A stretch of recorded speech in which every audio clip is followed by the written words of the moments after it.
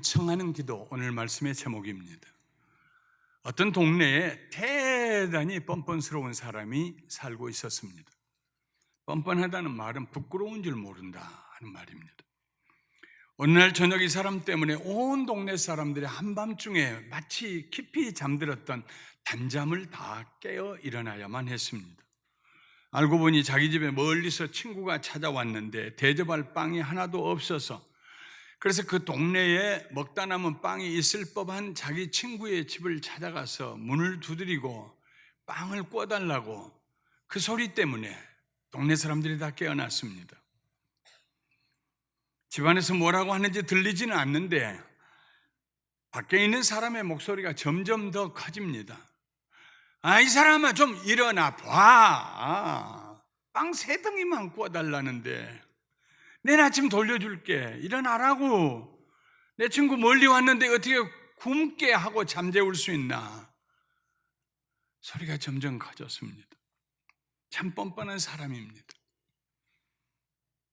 이 이야기는 예수님께서 제자들에게 기도를 가르치시기 위해서 만들어내신 이야기입니다.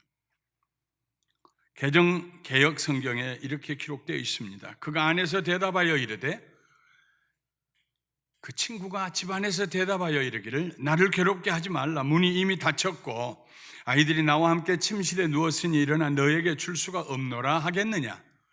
내가 너희에게 말하노니 비록 벗됨을 인하여서는 일어나서 주지 아니할지라도 그 간청함을 인하여 일어나 그 요구대로 주리라.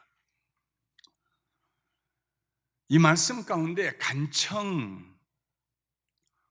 그 간청함을 인하여 일어나 주리라. 이 간청이라는 단어는 헬라어로 아나이데이아입니다. 이 아나이데이아라는 단어는 신약 성경 전체에서 여기 단 한 번 나옵니다. 예수님이 단 한 번 사용하신 것입니다. 그 많은 단어들 중에서. 그 의미는 부끄러움을 모르는 shameless라는 뜻입니다. 시간이나 장소나 대상을 가리지 아니하고 아무 때나 자기가 필요하다고 생각하면은 집요하고 고집스럽게 계속 졸라대는 그런 태도입니다. NIV 성경은 boldness라고 번역을 했습니다. boldness라는 말은 배심을 가지고, 배짱을 가지고 담대하게, 이런 뜻입니다. 그런데 그 다음에 출간된 New NIV 성경은 한 걸음 더 나가서 audacity라고 번역을 합니다. 이 audacity라는 말은 뻔뻔스럽게, 그런 말입니다. 뻔뻔스럽게. 동네 사람들이 잠에서 깨어나든지 말든지 상관하지 않고 빵 좀 구워달라고 뻔뻔스럽게 밤중에 소리 지른다는 말입니다. 그날 밤에 동네 사람들은 잠에서 깨어나 수군거렸을 것입니다. 저 사람은 부끄러운 줄도 모르는가 봐. 어떻게 한밤중에 이런 민폐를 끼칠 수가 있어. 도대체 보고 배운 데가 없는 사람이야. 뻔뻔한 사람이야. 헬라어로 아나이데이아라는 말은 그런 뜻입니다. 예수님은 제자들에게 기도를 가르치실 때 그가 선택할 수 있는 가장 강렬한 용어를 선택하셨습니다. 아나이데이아. 뻔뻔스럽게. 기도하는 사람은 체면이나 격식을 차릴 수가 없습니다. 뻔뻔스러울 수밖에 없습니다. 2가지 이유 때문입니다. 하나는 그의 간절함 때문입니다. 간절한 필요 때문입니다. 있어도 좋고 없어도 그만인 그런 일을 구할 때는 뻔뻔할 필요 없습니다. 체면 차려도 괜찮습니다. 그러나 내가 구하고 기도하는 것이 정말 필요한, 정말 없어서는 안 될 간절한 것이라면 어떻게 뻔뻔하지 않을 수가 있습니까? 2번째 이유는 구하기는 구하는데 하나님 앞에 내놓을 만한 선행이나 공덕이 없기 때문입니다. 누가 좀 내놓을 게 있어야, 하나님 그래도 내가 이렇게 살았는데 하나님 좀 봐주셔야 되잖아요. 그렇다면 뻔뻔할 필요 없습니다. 아무것도 내놓을 게 없는데, 내놓을 게 없을 정도가 아니라 오히려 부끄러운 삶을 살아왔는데 지금 뭔가 필요하다고 달라고 한밤중에 소리를 질러서 온 동네 사람을 깨우는 거, 뻔뻔함입니다. 다윗의 시를 읽다 보면은 가끔 그의 뻔뻔스러움을 발견할 때가 있습니다. 시편 51편은 밧세바를 범하고 그의 남편을 자기의 추행을 숨기기 위해서 그의 남편을 전장터 최전선에 보내서 죽게 한 간접 살인을 저지른 직후에 나단 선지자가 와서 다윗이 저지른 그 죄를 드러냈습니다. 숨길 수가 없었습니다. 나단 선지자의 책망을 듣고 난 다음에 다윗이 지은 시에 이런 구절이 나옵니다. 시편 51편 14절부터 15절 말씀입니다. 하나님이여 나의 구원의 하나님이여 피 흘린 죄에서 나를 건지소서. 내 혀가 주의 공의를 높이 노래하리이다. 주여 내 입술을 열어주소서. 내 입이 주를 찬송하여 전파하리이다. 백성들과 신하들은 이 노래소리를 듣고 수군거렸을 것입니다. 아무리 왕이지만은 저렇게 뻔뻔스러울 수가 있어? 뻔뻔하기가 그지없어. 바세바의 남편을 그 훌륭한 신하를 죽여놓고 어떻게 금방 저런 기도가 나올 수 있지? 몇 달이라도 입 다물고 자중해도 못할 판인데 금방 하나님께서 용서하시면 노래하겠다노만. 그 피가 아직 굳어지지도 않았는데 그 피 흘린 죄에서 구해내달라고 뻔뻔스럽게 기도하는구만. 그런데 놀랍게도 하나님께서는 다윗의 그 배심 좋은 기도를 들으시고 다윗을 용서하십니다. 물론 다윗이 아무런 마음의 가책도 없이 하나님에게 내 죄 용서해달라고 얘기한 건 아닙니다. 가슴을 치면서 하나님 원하시는 것은 제사 아니지요. 제사를 원했다면 제가 수많은 짐승 잡아서 제사 드렸을 것입니다. 그러나 하나님이 원하시는 것은 상한 심령이지요. 곳이 없어서 내 가슴이 갈래갈래 찢어졌습니다. 어떻게 하다가 내가 그런 죄를 범했습니까? 어떻게 내가 그렇게 어리석게 되었습니까? 어떻게 내 지은 죄를 숨길 수 있으라고 생각했습니까? 자기 가슴을 찢으면서 갈기갈기 찢으면서 하나님이 원하시는 것은 상한 심령이지요. 그렇게 기도하는 중에 피 흘린 내 죄를 용서하시고 내 죄를 용서하신 하나님을 찬송하게 해주세요. 신약에 오면은 수로보니게 여인이 그런 기도를 드렸습니다. 그녀의 귀신 들린 딸을 고쳐주시라고 예수님에게 부탁했을 때 예수님께서 지나가시듯이 말씀을 흘리십니다. 자녀의 떡을 취하여 개들에게 던짐이 마땅하지 아니하니라 냉정하게 거절하셨습니다. 개들은 유대인들의 입장에서 보면 이방인들입니다. 자녀들은 이스라엘 백성들입니다. 이스라엘 백성들, 하나님의 자녀들이 먹을 떡을 취하여서 개와 같은 이방인이 너에게 주는 거 옳은 일 아니다. 그러나 그녀는 뒤로 물러서지 아니하고 주여 올소이다마는 개들도 제 주인의 상에서 떨어지는 부스러기를 먹나이다 하고 더 집요하게 요청했습니다. 아마 그때 주변에 있는 동네 사람들이 이 장면을 보고 저 여자는 부끄러운 줄도 모르나 봐, 자존심도 없나 봐 수군거렸을 것입니다. 제자들 중에 몇은 서로 고개를 끄덕거리면서 저 여자의 뻔뻔스러운 얼굴 좀 봐, 이방인 주제에 무슨 맡겨놓은 물건 달라는 듯이 자기 딸 고쳐달라고 하네. 그리고 수군거렸을 것입니다. 그런데 오직 한 사람, 예수님만이 그 여인의 그 뻔뻔스러운 요청을 기뻐하셨습니다. 여자여 내 믿음이 크도다, 내 소원대로 되리라. 그때부터 흉악한 귀신 들린 그의 딸이 건강하게 회복이 되었습니다. 어떻게 하면 우리가 배심 좋고 뻔뻔스러운 기도를 드릴 수 있을까요? 대답은 한 가지밖에 없습니다. 하나님이 우리 아버지시기 때문입니다. 우리 좋으신 아버지시기 때문입니다. 그래서 우리가 구할 때 하나님은 우리에게 제일 좋은 대답을 주십니다. 여러분, 자녀들을 길러보면서요, 제일 마음이 불편할 때가 언제입니까? 제 길로 다 컸다고 부모님을 무시하고 좀 자기 속 털어놓고 부모님에게 좀 얘기하고 부모님에게 좀 요청했으면 좋겠는데, 그래 요즘 어떠니? 괜찮아요. 아무 일 없어요.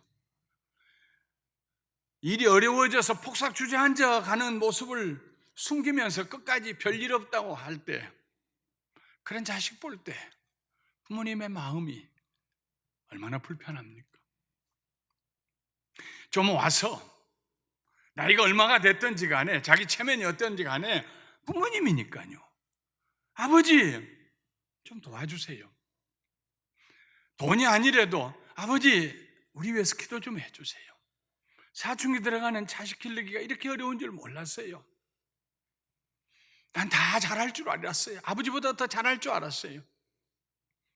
아버지 저 좀 도와주세요. 기도해 주세요. 저에게 지혜 좀 주세요. 그럴 때 어느 부모님이 그 자식에게 외면하겠습니까? 너희 중에 아버지 된 자로서 누가 아들이 생선을 달라 하는데 생선 대신에 뱀을 주며 알을 달라 하는데 정갈을, 스코피온을 주겠느냐? 너희가 악할지라도 좋은 것을 자식에게 줄 줄 알거든 하물며 너희 하늘 아버지께서 구하는 자에게 성령을 주시지 않겠느냐? 오늘날 그리스도인들은 기도 생활에 지나치게 예의와 격식을 차립니다. 그래서 마가복음 9장에 나오는 귀신 들린 아이의 아버지처럼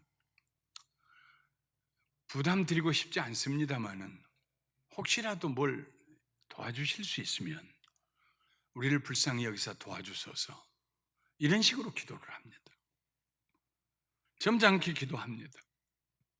기도 몇 마디 하다 말고 다 아시겠지요. 내 뜻대로 마시고 아버지 뜻대로 하시옵소서 하고 적당히 포기하고 일어납니다.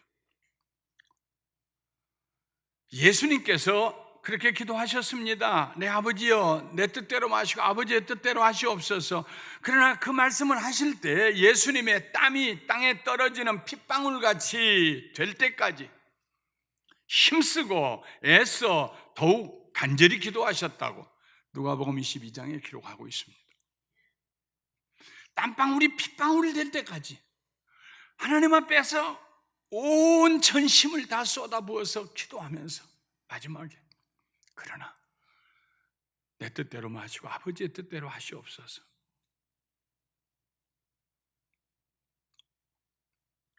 기도에는 간절함이 있어야 합니다. 기도에는 배심이 있어야 합니다. 기도에는 어느 정도의 뻔뻔함이 있어야 합니다. 기도에 점잖을 필요 없습니다. 격식 차릴 필요 없습니다. 정말 내가 필요한데요. 정말 간절히 필요한데요.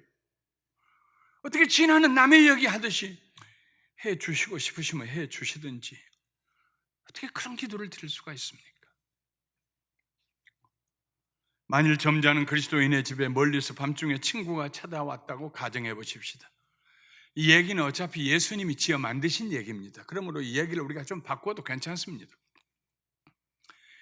멀리서 밤 11시쯤 되어가지고 친구가 왔습니다. 아이고 미안하네 여보게, 일찍 오려고 그랬는데 오다가 누구 만나고 길이 막히고 이렇게 늦게 왔구만. 저녁은 먹었나? 못 먹었네. 뭐라고 그러면 대답할까요? 아주 점잖은 크리스찬이 아마도 이렇게 말했을 것입니다.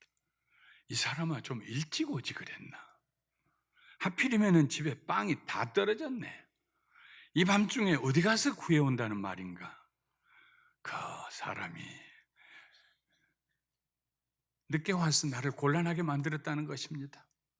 잠이나 자세, 내일 아침 일찍 아침 먹고. 그렇게 말하면서 늦게 온 친구에게 책임을 돌리고 그를 좀 부끄럽게 만들었을 것입니다. 누가요? 점잖은 그리스도인이었다면. 성경은 우리에게 간절히 구하라고 가르치고 있습니다. 야고보 4장 2절에 너희는 욕심을 내어도 얻지 못하여 살인하며 시기하여도 능히 취하지 못함으로 다투고 싸우는도다. 너희가 얻지 못하면 구하지 아니하기 때문이요. 하나님께서는 우리에게 주시기를 기뻐하십니다. 준비하고 계십니다. 준비하고 우리에게 필요한 게 뭔지 아시고 미리 준비하고 기다리십니다.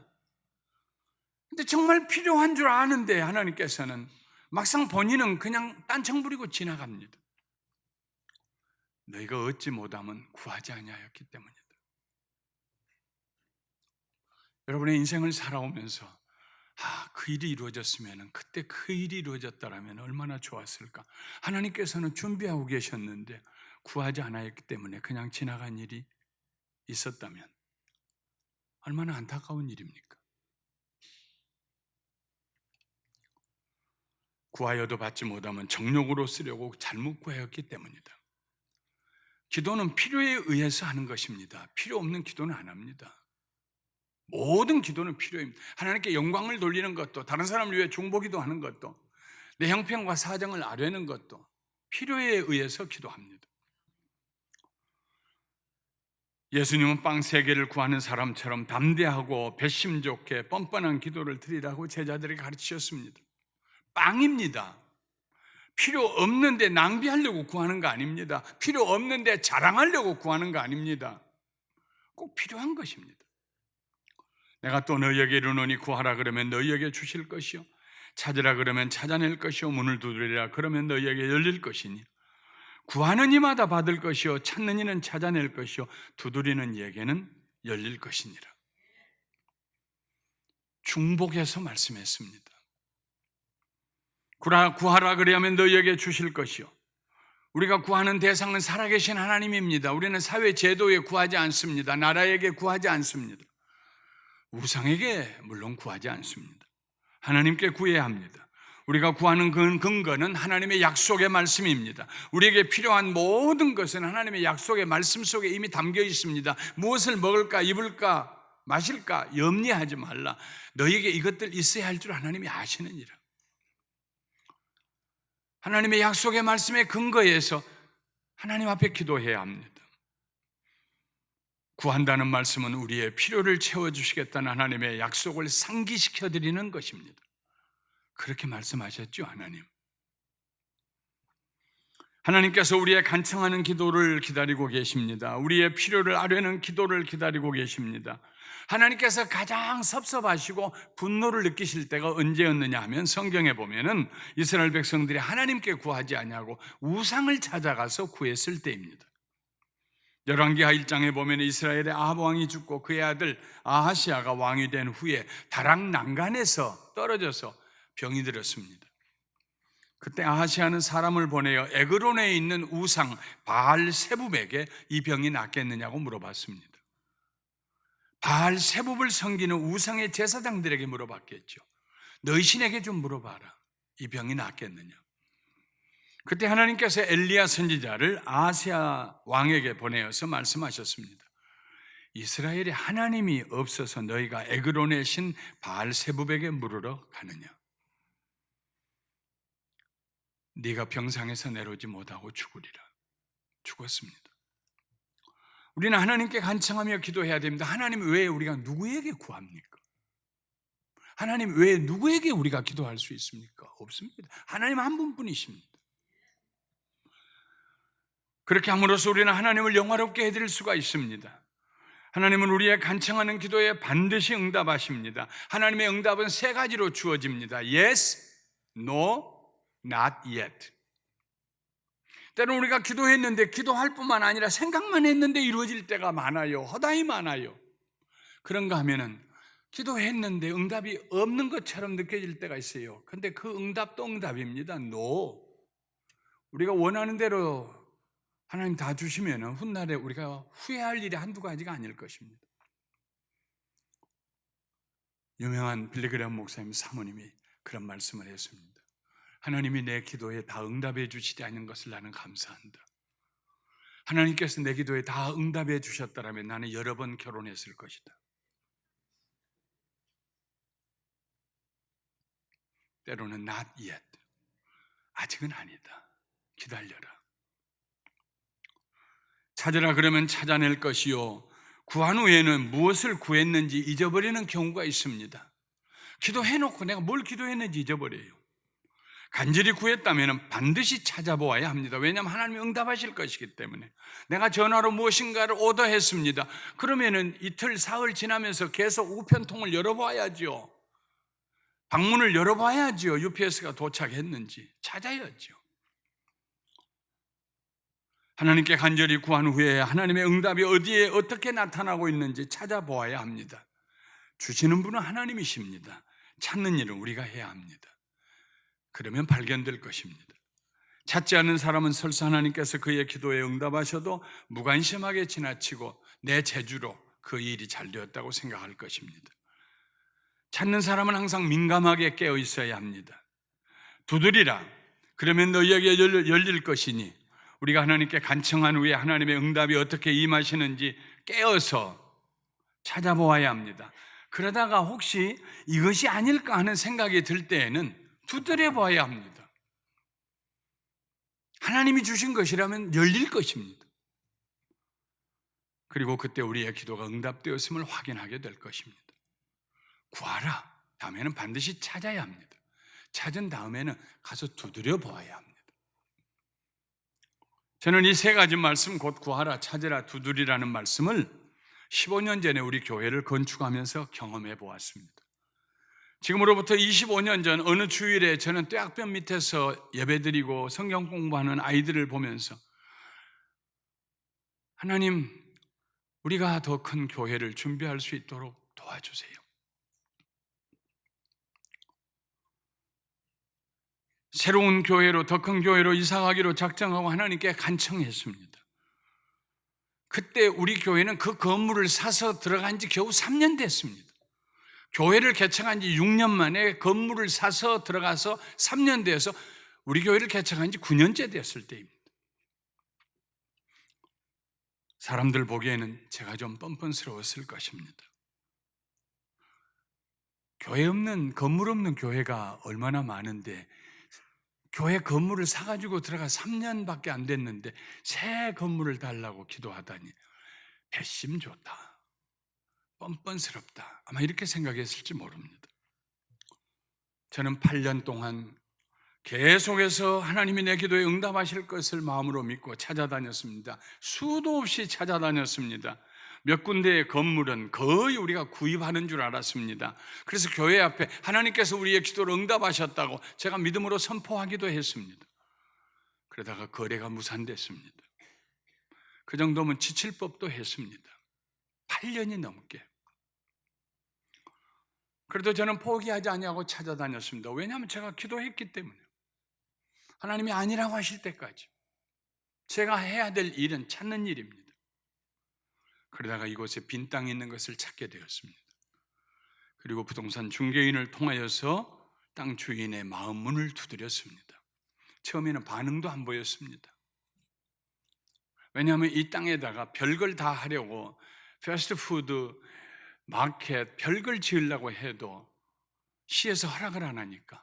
그런데 교회가 들어온다 그러면 교회가 시에서 허락하겠나 싶어서 반응도 안 보였어요. 그러나 저는 계속 두드렸습니다. 찾아가서 얘기했습니다. 당신 하나님 믿느냐고. 자기는 캐톨릭 신자래요. 어쨌든 간에 훗날 하나님 앞에 천국 가고 싶으냐고. 웃으면서 그렇다고. 가서 당신에게 준 땅, 하나님이 주신 땅 뭐에다 쓰다고 왔냐고 물어보면 뭐라고 대답할 거냐고. 그때 저 구석에 리코스터가 하나 있었어요. 계속 두드렸습니다. 그의 마음이 결국 열렸습니다. 계약서를 썼습니다. 시 직원들의 마음을 열어주셨습니다. 그리고 허락이 나서 15년 전에 이곳에 우리 교회를 건축할 수 있었습니다. 구하라, 찾으라, 두드리라는 명령어는 모두 현재입니다. 헬라어에서 현재 동사는 현재 동사는 진행형입니다. 계속 구하고 계속 찾고 계속 두드리라는 명령입니다. 예수님은 구하고 찾고 두드리면 반드시 받게 될 것이고 찾게 될 것이고 열리게 될 것이라고 말씀하셨습니다. 구하는 이마다 받을 것이요 찾는 이는 찾아낼 것이요 두드리는 이에게는 열릴 것이니라. 하워드 핸드릭스 박사님은 달라스 신학대학원의 유명한 기독교 교육학 교수이십니다. 목사님이시고요. 근래의 기독교 교육에 대해서는 이분이 아버지라고 여기는 그런 분이십니다. 그는 지난 2013년에 89세로 하나님 나라에 가셨습니다. 그가 1989년에 쓴 풋프린트라는 발자취라는 그의 저서에 보면 그가 하나님께 계속해서 기도한 지 42년 만에 그의 아버지가 예수님을 믿게 된 이야기가 기록이 되어 있습니다. 핸드리스 목사님의 아버지는 군인이었습니다. 군대 얘기를 시작하기만 하면은 생기가 돌았습니다. 2차 세계대전 때 어떻게 싸웠는가? 근데 아들이 기회를 타서 예수님 믿으세요 하는 얘기만 하면은 얘야, 걱정하지 마. 하나님과 문제는 내가 해결할 테니까. Son, don't worry about me. I will work it out with God. 그리고 피했습니다. 아버지에게 예수 얘기를 할 수가 없었어요. 그러다가 우연히 버치 하드만이라고 하는 젊은 목사님이 핸드릭스 박사의 집회에 참석하고 은혜를 받고, 그리고 그에게서 예수 믿지 않는 아버지에 대한 이야기를 듣습니다. 마침 그 젊은 버치 하드만 목사님은 핸드리스 목사님의 아버지가 사는 버지니아 알링턴에서 목회를 하고 있었습니다. 핸드리스 목사님의 얘기가 가슴에 남아 있었습니다. 하루는 이 젊은 목사님이 교회 버스를 운전하고 가다가 길가에 서 있는, 사거리에 서 있는 한 노인을 보는데 영락없이 핸드리스 박사를 닮았어요. 그래서 차를 세워놓고 가서 혹시 핸드리스 목사님 아버지 아니세요? 하고 물었습니다. 바로 그 사람이 핸드리스 목사님의 아버지였습니다. 젊은 목사님은 계속해서 그 노인과 만났습니다. 커피를 마셨습니다. 그때마다 노인은 전쟁에서의 자기 무용담을 반복해서 들려주었습니다. 이 젊은 목사님은 과거에 자기 아버지를 임종 전에 예수 믿게 했던 경험이 있었기 때문에 참고 견디고 인내하면서 만날 때마다 담배 연기를 얼마나 뿜어대는지 그래도 불평하지 아니하고 그의 얘기를 들어주었습니다. 그 당시 핸드리스 목사님의 아버지 그 노인은 식도 암 말기를 앓고 있었습니다. 몇 달 후에 젊은 목사님이 그 노인의 병상 침대 곁에 앉아서 말했습니다. 미스터 핸드릭스, 저는 곧 성지순례를 떠납니다. 이제까지 제가 선생님 얘기를 많이 들어드렸는데 오늘은 제 얘기 좀 들어주시겠습니까? 그리고 니고데모가 예수님을 만난 얘기를 해줬습니다. 그 밤에 이 노인이 예수님을 구주로 영접했어요. 다른 얘기 안 했는데. 그리고 이렇게 말했습니다. 이제 나는 새로운 사령관 아래에 있게 되었어. Now I am under new commander in chief. 이제부터는 내 인생에 예수님이 사령관이십니다. 젊은 목사님은 그날 저녁에 달라스에 있는 핸드릭 목사님에게 전화를 했습니다. 오늘 저녁에 당신의 아버지가 예수님을 믿게 되었습니다. Your father just trusted Christ this evening. 그리고 얼마 후 그 노인은 알링턴 국립묘지에 안장이 되었습니다. 장례 예배는 노인의 유언에 따라서 그 젊은 목사님이 맡게 되었습니다. 핸드릭스 박사님, 목사님이 많은 사람들에게 구원의 복음을 전파하고 많은 이들에게 천국의 복음을 전파했던 그 핸드릭스 목사님 42년 동안 쉬지 않고 드렸던 그 기도를 전혀 다른 방법으로, 상상할 수 없는 방법으로 하나님이 응답해 주셨습니다.